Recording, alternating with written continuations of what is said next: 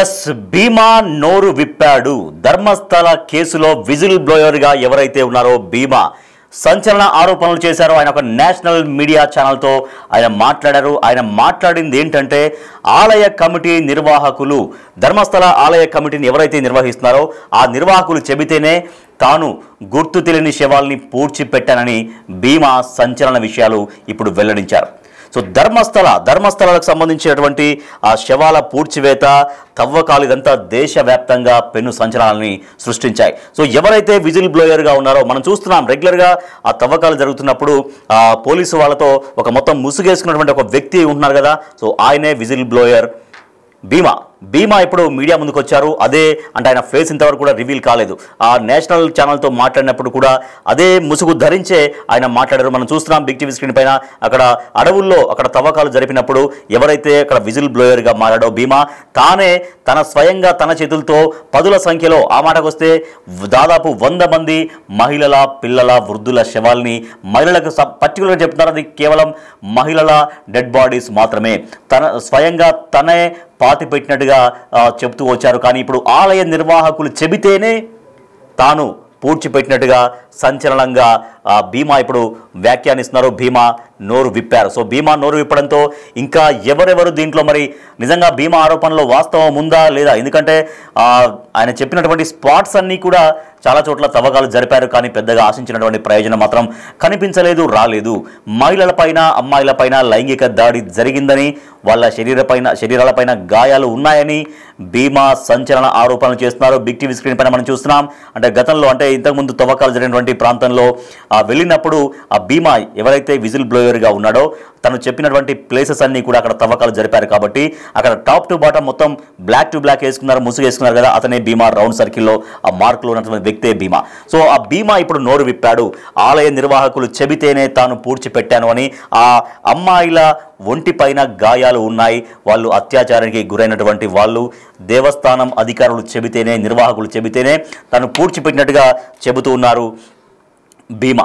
So 1995 నుంచి 2014 మధ్య తనతో పాటు మరికొందరు కూడా, తను ఒక్కడే కాదు, 1995 నుంచి 2014 వరకు, అంటే దాదాపుగా 20 ఏళ్ల వరకు.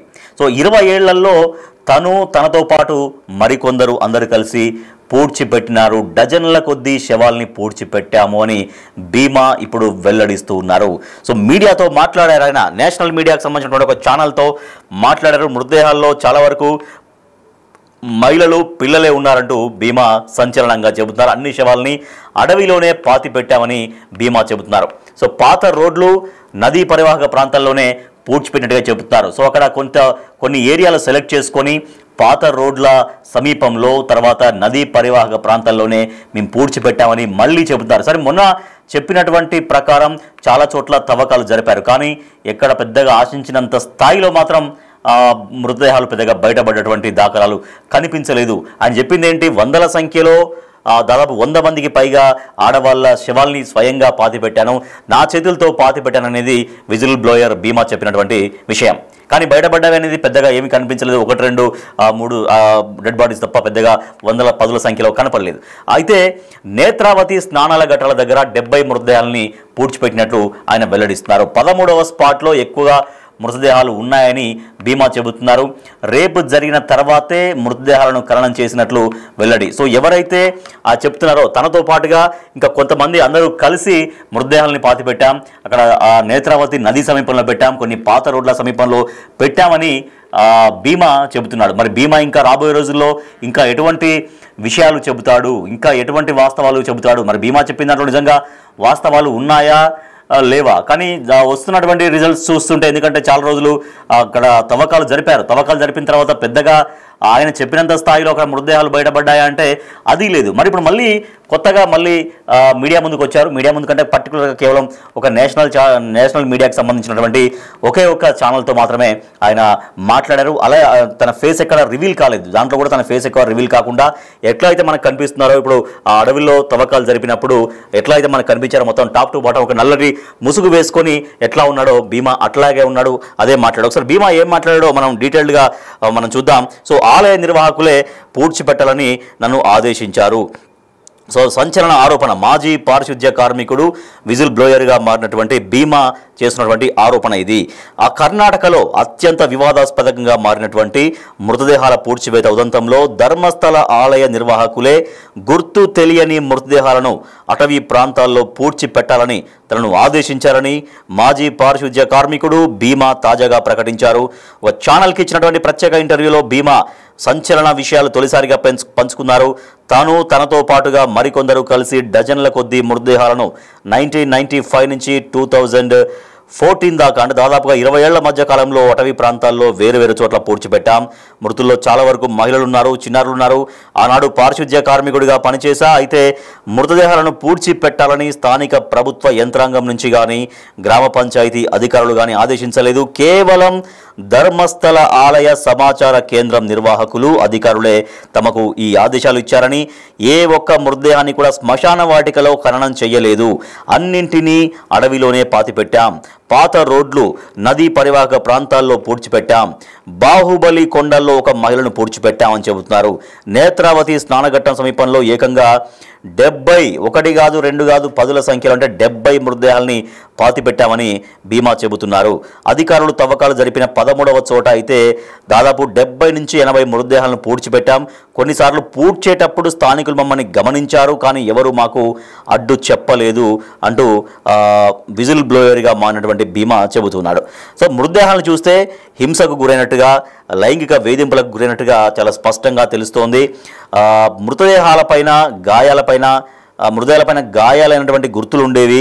హింసించి చంపేశారు అనేది తనకు అర్థమైనట్టుగా చెబుతున్నారు. కానీ వాస్తవంగా లైంగిక వేధింపులు జరిగాయో లేదో వైద్య నిపుణులే చెప్పగలరు అనేది తనది ఆరోపణ. అయితే ఆరోపణ కావచ్చు, కానీ నిజంగా లైంగిక వేధింపులు జరిగాయా లేదనేది వైద్య నిపుణులు మాత్రమే చెప్పగలరు అని కూడా భీమా చెబుతున్నారు. చిన్నారులు మొదలు వృద్ధుల దాకా అన్ని వయసుల వాళ్ళ మృతదేహాలను పూడ్చిపెట్టాం. 100 మృతదేహాల్లో దాదాపు 90 దాకా మహిళలవే ఉన్నాయి. అడవిలో వర్షాల కారణంగా నేల జనరల్గా కోతకు గురవుతూ ఉంటుంది. అట్లా గురి కావడం, అటవీ ప్రాంతం దాకా నివాస భవన నిర్మాణాలు జరగడంతో ఇప్పుడు కొన్ని పూడ్చిన స్థలాల్ని గుర్తుపట్టడం కష్టంగా ఉందని కూడా చెప్తున్నాడు. గతంలో గుర్తుపట్టడానికి అక్కడ ఒక రోడ్డు ఉండేది, జేసీబీ తవ్వకాలతో ఇప్పుడు రహదారి మొత్తం గుర్తించకుండా మారిపోయింది.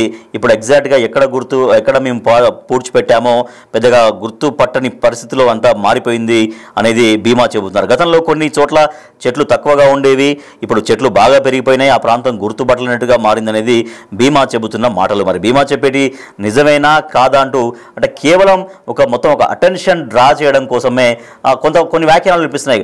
ఆ గుడి యొక్క ప్రాశస్త్యాన్ని దెబ్బతీసేందుకే ఇటువంటి ప్రకటనలు చేస్తున్నారు, ఇటువంటి వ్యవహారం అంతా చేస్తున్నారు అన్నటువంటి ఒక విమర్శలు కూడా తీవ్రంగా వస్తున్నాయి. అయితే ప్రత్యేక దర్యాప్తు బృందం సిట్ విచారణను తాను పూర్తిగా నమ్ముతున్నా అంటూ భీమా చెబుతున్నారు. కానీ సిట్ అధికారులు తాను చెప్పేది పెద్దగా విశ్వసించట్లేరని కూడా ఆయన వాపోతున్నారు. వాళ్ళ దర్యాప్తు ధోరణి చూస్తుంటే తనకు విసుగు వస్తోంది. తనకు గుర్తున్నంత వరకు ఆయా చోట్లను చూపిస్తున్నా సిట్ అధికారులు పైపైన తవ్వేసి ఏమీ దొరకట్లేదు అంటూ తనని బదనాం చేస్తున్నారు, తన నమ్మకాన్ని పోగొడుతున్నారనేది ఆయన చెబుతున్న మాట. గుర్తుపట్టలేనంతగా మారిన ఆయా ప్రాంతాల్లో మరింత విస్తృతంగా తవ్వకాలు జరిపితే ఆధారాలు లభిస్తాయి.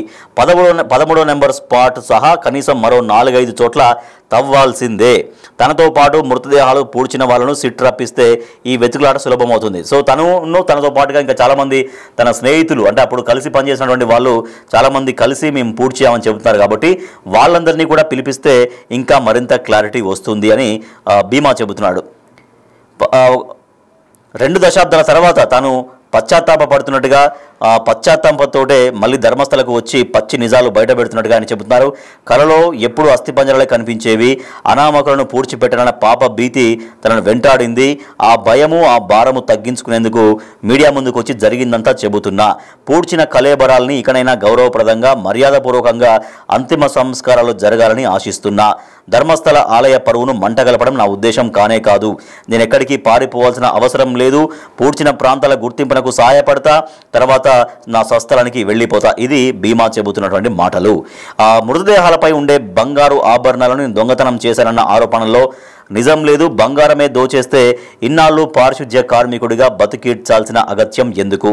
నేను అలాంటి తప్పుడు పనులు చేయను, నేను హిందువును, అందులోనూ ఎస్సీ కులస్తుని అంటూ భీమా చెబుతున్నారు. సో తన చేతులతో స్వయంగా 70-80 మృతదేహాలని పూడ్చిపెట్టాను, కొన్నింటిని నేలలో చాలా లోతుగా పూడ్చిపెట్టామని చెబుతున్నారు, మరికొన్నింటిని కొండల మీద పాతిపెట్టామని చెప్పారు ఆయన. ఆలయ ఇన్ఫర్మేషన్ సెంటర్ యాజమాన్యం సూచించినటువంటి ప్రాంతాల్లో మాత్రమే శవాల్ని పూడ్చిపెట్టాం. ఆలయం వాళ్ళు ఎక్కడ పూడ్చిపెట్టామంటే అక్కడే పూడ్చిపెట్టాం. ఆలయం మేనేజర్ ఎప్పుడు నన్ను నేరుగా కలవలేదు, రూమ్ బాయ్ ద్వారా ఆదేశాలు అందేవి, వాటిని మేము అమలు చేసేవాళ్ళం. మేము పూడ్చిన ప్రాంతాల్లోనే భవన నిర్మాణాలు జరిగాయి, అందుకే సిట్ తవ్వకాలు జరిపిన చోట్ల మృతదేహాల ఆనవాలు లభించట్లేవేమో, పట్టపగలే మృతదేహాల్ని పూడ్చామంటూ భీమా ఘంటాపదంగా చెబుతున్నారు. సో ఇది సిట్ అధికారులు చేస్తున్నటువంటి ఎంక్వైరీ ఏదైతే ఉందో పెద్దగా దానిపైన పెద్దగా నమ్మకాన్ని చూపించట్లేరు భీమా. తను చెబుతున్నారు, తను క్లియర్గా చెప్తున్నారు, అనేక చోట్ల 10ల సంఖ్యలో మృతదేహాలని పూడ్చిపెట్టాము. తను ఒక్కడే కాదు, తనతో పాటుగా తన మిత్రులు ఎవరైతే ఉంటారో ఒక 5-6 కలిసి ఆ మృతదేహాలని పూడ్చిపెట్టాము. ఇప్పుడు అంటే ఒకప్పుడు ఎప్పుడో జరిగిన మృతదేహాలు అంటే దాదాపు 20 ఏళ్ళుగా 20 ఏళ్ళకి పైగా అయింది కాబట్టి అక్కడ చాలా వరకు రోడ్స్ వచ్చాయి, కొన్ని చోట్ల భవన నిర్మాణాలు వెలిసాయి. దాంతో అక్కడ ఎగ్జాక్ట్గా స్పాట్ని కొద్దిగా గుర్తించలేకపోతున్నాము. వాళ్ళు ఏదో సిట్ అధికారులు పైన తవ్వేసేసి అక్కడ ఏమీ దొరకట్లేవని చెప్పడం మాత్రం కరెక్ట్ కాదు. దీన్ని ఖచ్చితంగా లోతుగా దీనిపైన సిట్టు దృష్టి సారించాల్సిందే. ఇంకా 13వ స్పాట్లో ఇంకా ఎక్కువ దొరికే అవకాశం ఉంది, అక్కడ మరిన్ని తవ్వకాలు జరపాలని. దాంతోపాటుగా మరికొన్ని చోట్ల ఎక్కడైతే తను చెబుతున్నారో తనతో పాటుగా వాళ్ళందరినీ పిలిపిస్తే, తనతో పాటుగా ఇంకెవరైతే అందరూ కలిసి పూడ్చిపెట్టారో వాళ్ళందరినీ కనుక పిలిపిస్తే ఇంకా మరింతగా స్పష్టత వస్తుంది. ఖచ్చితంగా 10ల సంఖ్యలో అక్కడ అమ్మాయిలు లేదంటే మహిళలు వృద్ధుల మృతదేహాలే ఎక్కువగా మేము పూడ్చిపెట్టాము, పాతిపెట్టాము. తద్వారా ఆ తవ్వకాలు జరిపితే వాస్తవాలు పూర్తిగా బయటకు వస్తాయంటూ భీమా సంచలన ఆరోపణలు చేస్తున్నారు. సో మరి ఇప్పుడు భీమా చేసినటువంటి ఈ ఆరోపణల తర్వాత సిట్టు మళ్ళీ ఎట్లా రియాక్ట్ అవుతుంది? మరి మళ్ళీ చెప్పినట్టుగా మరో ప్రాంతంలో మళ్ళీ సోదాలు చేస్తారా, తవ్వకాలు జరుపుతారా లేదా భీమా ఆరోపణలు ఉట్టిగా కేవలం ధర్మస్థల యొక్క ఆలయ ప్రతిష్టని అక్కడ ప్రాశస్త్యాన్ని దెబ్బతీయడం కోసం మాత్రమే ఈ రకంగా చేస్తున్నారు అనేటువంటి విమర్శలు ఇంకా మరింతగా పెరుగుతాయా చూడాలి.